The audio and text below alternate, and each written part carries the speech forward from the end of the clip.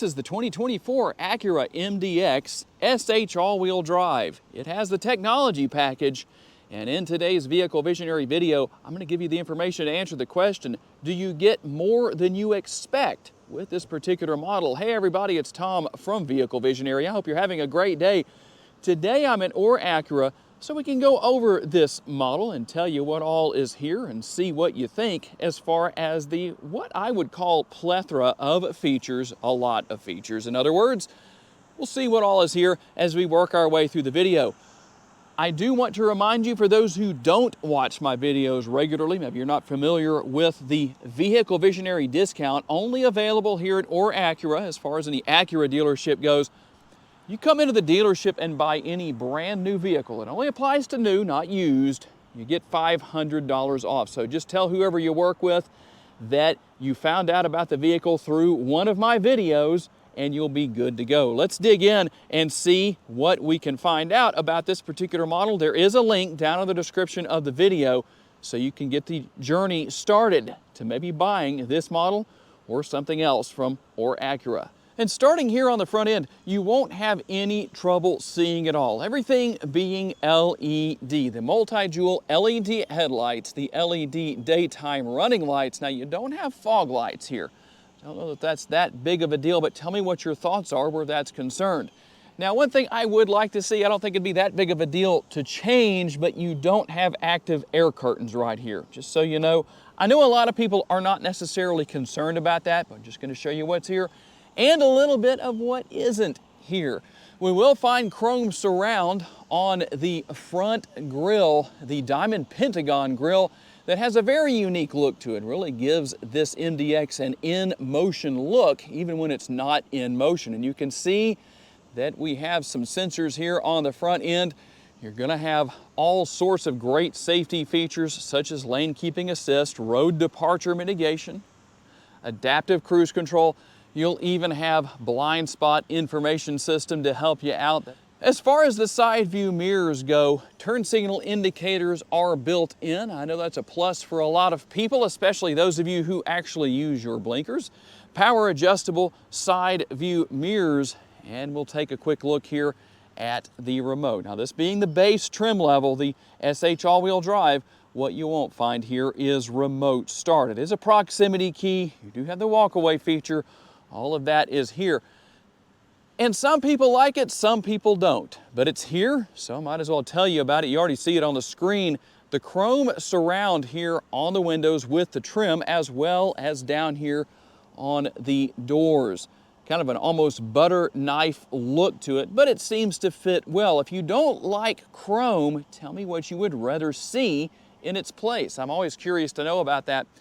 And one thing you will find here, because it seems that more often than not, this is what people want, as opposed to a conventional size sunroof, the panoramic sunroof. It does have the tilt and slide open feature for that front portion, and there is a shade that can be drawn forward when you don't want all that light coming into the interior. Body-colored shark fin antenna, finishing things off here with the rear roof spoiler. Nice lines here on the rear. LED taillights on the rear as well, and the rear window wiper.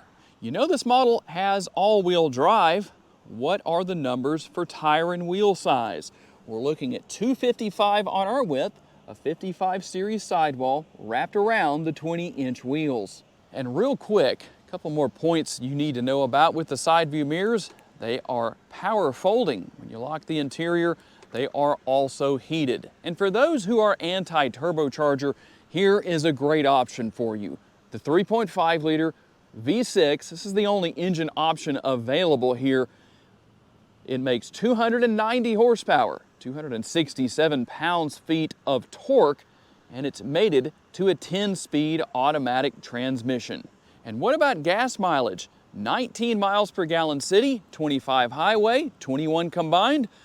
4.8 gallons of gas per every 100 miles driven. At least that's what's on the window sticker. And if you're curious, since the interior is locked, yes, the gas door does lock right there. That's always good to know. I've unlocked the interior. Now you can gain access to the capless fuel fill. The gas tank size on this model is 18.5 gallons. And there are a couple of different numbers when it comes to towing with the MDX, depending on if you go front-wheel drive or all-wheel drive. Front-wheel drive will tow up to 3,500 pounds.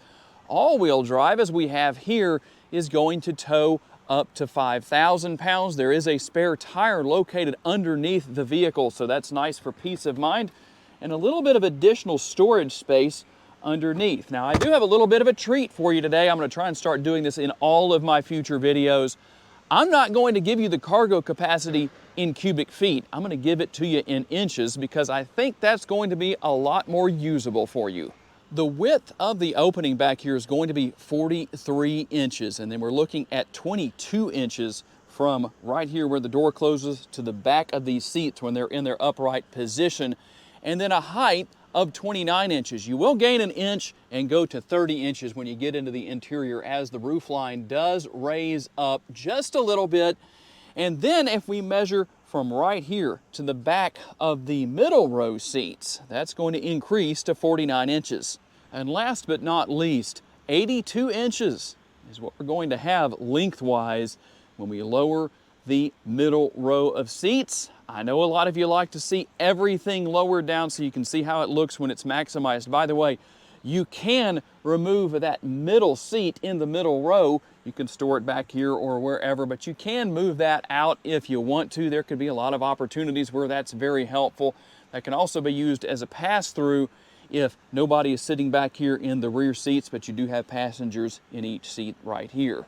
And as far as measurements go, one more area to tell you about. I know a lot of you would probably ask if I didn't say anything about the area where you can store things under the floor. We're looking at 41 inches wide, and then we're looking at 17 inches by 6 inches as far as the height goes. And depending on what you're hauling back here, you have the carpeted side of the floor, or you can flip this floor over to the plastic side.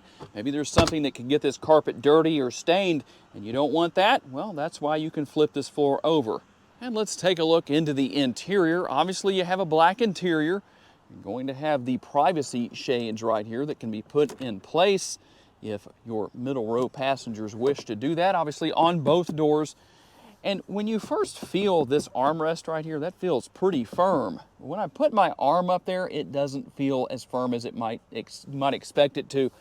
But I'm not going to have my arm up there for a long time, so it's hard to say how that's going to feel long term. Contrast stitching here and the door bin that has the section right here for a bottle or cup holder. And then one thing I want to show here that is very useful is the fact that these seats here in the middle row, at least the outboard seats, do slide back and forth. So there is an opportunity for moving the seats back and forth to increase third row space. Now, depending on who's sitting back here, well, can adults sit back here? Yeah, you could. I'm 5'10", so my legs are right here at the seat, at least on this particular side. Moving this seat out of the way, taking that out, would actually allow someone to stretch their legs out a little bit more. But if I slide over here, let's see how it works out. Now, I don't know how practical it is that a seat would be moved this far forward. I guess one of the little kids might sit there instead of here in the rear. It's really better for them back here, I think. But that does increase leg space a little bit. I think this area is probably a little better suited for the kids. What happens if the middle row passengers all hop out and forget about the third row? No big deal. There's a button on the back of the seats that allows for the third row passengers to get those up and out of the way and get right out.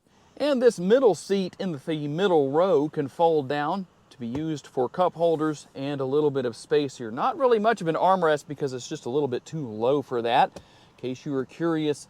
And then on the rear of the center console is the command center, the third zone of the 3 zones of climate here in this MDX, found right here.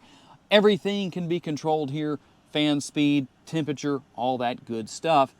As well, got some air conditioning vents right there, and also some connectivity, a couple of USB ports and a 12-volt power outlet. And I know we've looked at quite a bit so far. We have a little bit left to look at. In fact, we have quite a bit left to look at. But for those of you who are wondering, Tom, what is the price on this particular model? $58,500.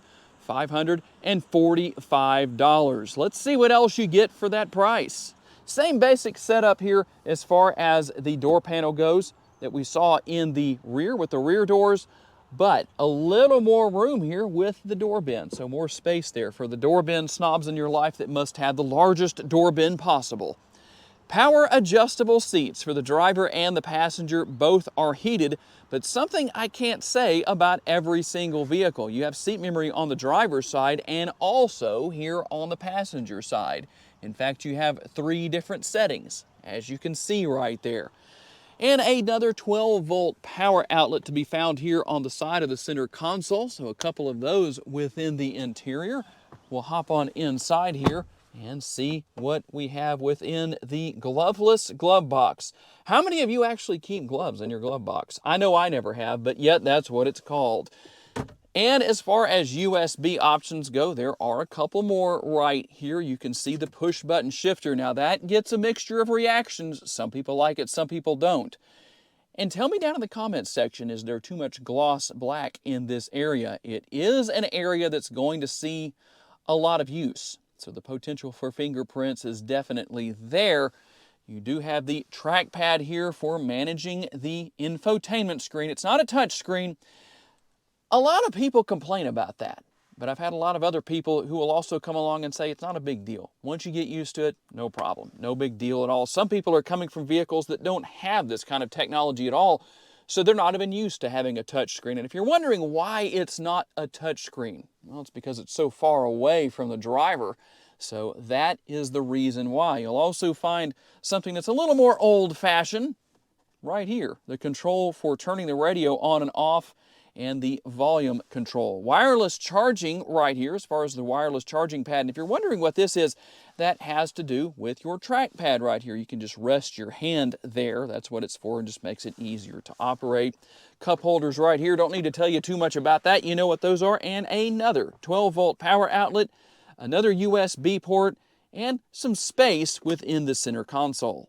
And we'll come on up to the driver's door, and we'll take a look inside and see what the most likely main area of attraction for you will be, because I'd imagine most of you watching this video will be in the driver's seat most of the time, if not all the time.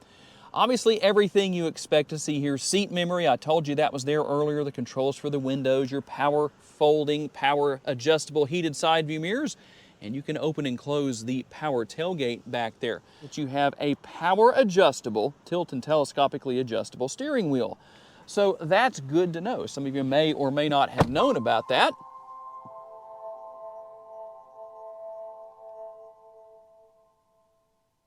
And no, I didn't actually fall asleep. I just wanted to let you see and hear what happens when you hop into your MDX. For those of you who are new to the brand, that's something you're going to get in all of these different Acura models as far as when you hop into the driver's seat and get into the vehicle. That's what's going to happen. There's also something like that that's similar that happens when you go to get out. So here's what we have. When you turn on the headlights, you'll see the illumination on the lightness of your MDX right there. It also will illuminate the brake lights when you put your foot on the brake pedal, and when you go into drive, it kind of gets down into position. It's almost a ready, set, go sort of thing. At least that's what I think of when I see that. Over here on the multitasking lever, it not only controls the functionality of the headlights and taillights, but you can also move it into this up and down position right here. I know some of you are saying, what is that? What does it do? What does it control? And you might wonder, how do you know that I don't know what that does, Tom? Because I drive around you all the time and I can see who uses their blinkers and who doesn't. Yes, it's all right to laugh. You made it to this point in the video, you might as well. Right here, can't really say anything funny or sarcastic about the control for your front and rear window wipers. And you can work your way through the 10-speed automatic transmission with your shifter paddles right here. There are multiple driving modes, by the way. We didn't talk about that earlier, but I'll show you now. Dynamic mode right here. This is how you're going to change your driving modes. You start out in normal. You also have sport, as you can see right there, in no real particular order. You also have comfort, and you also have snow. And you can also push the Acura logo, this button that has the Acura logo on it right there. That's going to go to individual. And what that does is that allows you to actually go in and make individual changes as far as the vehicle goes.